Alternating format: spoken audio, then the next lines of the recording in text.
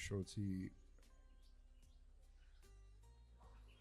જે આટલો સક્રિય અને નારાયણ દેવની નિષ્ઠાવાળો સત્સંગ આપણા ગામનો ને આપણા વિસ્તારનો છે.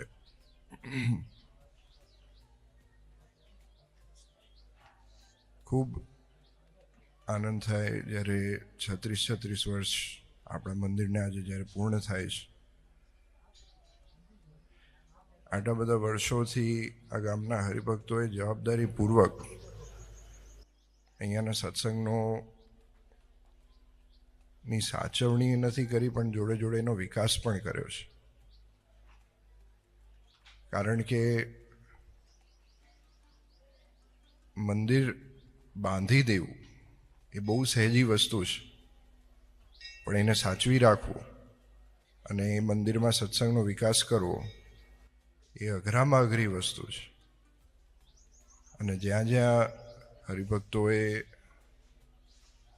મહર્ષિની આજ્ઞામાં રહીને સંતોનું નાનું મોટું માર્ગદર્શન લઈને અહીંયાના સત્સંગનો જે વિકાસ કર્યો છે એ ખૂબ ધન્યવાદને પાત્ર છે. આજે પ્રોગ્રામ હતો નહીં, પણ ઘણી ઈચ્છા હતી અહીંયાના હરિભક્તોની. ઘણા બધા હરિભક્તોએ ખાસ આગ્રહ કર્યો અને જવાનું હતું જેતલપુર. આ બધા જેમ જાણો છો ત્યાં લગભગ 10 દિવસની અંદર જેવો આપણે સમયો ઉજવ્યો એવો ને એવો મોટો પ્રસંગ રેવતી બળદેવજી દાદાના અવસરનો છે. ભગવાન મળ્યાનો અવસર એ બહુ સરસ એક ટાઇટલ મારા શ્રીએ જે આ પ્રસંગનું આપ્યું છે. કારણ કે દ્વિશતાબ્દી મહોત્સવ આપણે ઉજવીએ છીએ, પણ એની સાથે સાથે ભગવાન આપણને જે મળ્યા છે, નારાયણ દેવ મળ્યા, રેવતી બળદેવજી દાદા મળ્યા, અન્ય જે મહારાજ જે પધરાવેલા દેવ મળ્યા, જે મહારાજનું સ્વામિનારાયણ ભગવાનનું પોતાનું સ્વરૂપ છે. તો જ્યારે આપણને આ અવસર મળ્યો છે ભગવાન ભજી જવાનો અને પોતાના જીવના કલ્યાણ કરવાનો, ત્યારે એ અવસર આપણે ચૂકવો નહીં, એની તક આપણે ચૂકવી નહીં. અને એ અનુસંધાને આ ઉત્સવનું નામ અવસર આપવામાં આવ્યું છે.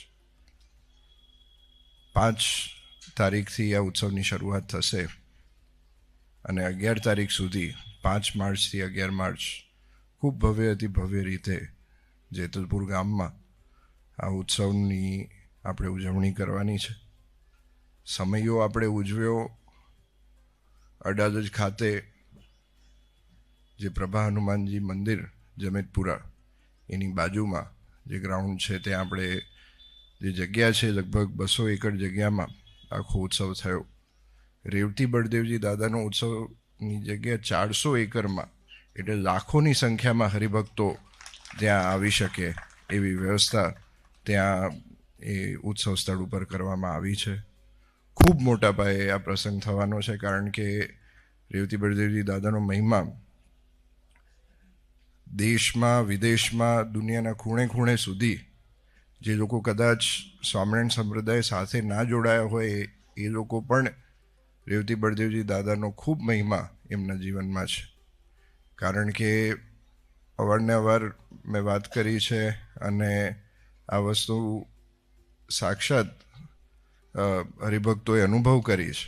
અને હરિભક્તો, ઘણા બધા હરિભક્તો હજારો લાખોની સંખ્યામાં આવીને કાયમ કહેતા હોય કે રેવતી બળદેવજી દાદા આગળ સંકલ્પ કર્યો અને મારો સંકલ્પ એ પૂર્ણ થયો.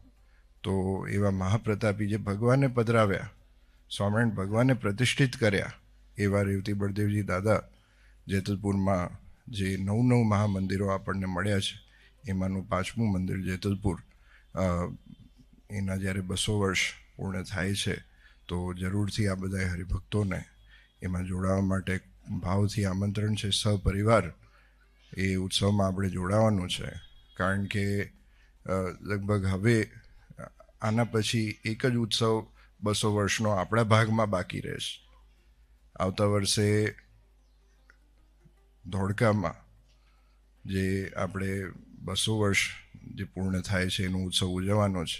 તો આજે 200 વર્ષના જે ઉત્સવો છે એમાંનો આ લગભગ છેલ્લો ધોળકાની પહેલાંનો આ વર્ષનો છેલ્લો મોટો ઉત્સવ જ્યારે આપણે ઉજવીએ છીએ, તો આ તક, આ અવસર આપણે ચૂકવીએ નહીં. અને જરૂરથી આ 5 થી 11 માર્ચ જરૂરથી આ બધાય હરિભક્તો સહપરિવાર એમાં જોડાવા ખૂબ ખૂબ આમંત્રણ છે. અને ખાસ કરીને આજે પાટોત્સવના પવિત્ર દિવસે જે હરિભક્તોએ સેવા કરી છે તન મન ધનથી, એમને ભગવાન ખૂબ સુખિયા કરે અને ખૂબ મંગળ કરે એવી આજના પવિત્ર દિવસે નારાયણ દેવના ચરણોમાં પ્રાર્થના.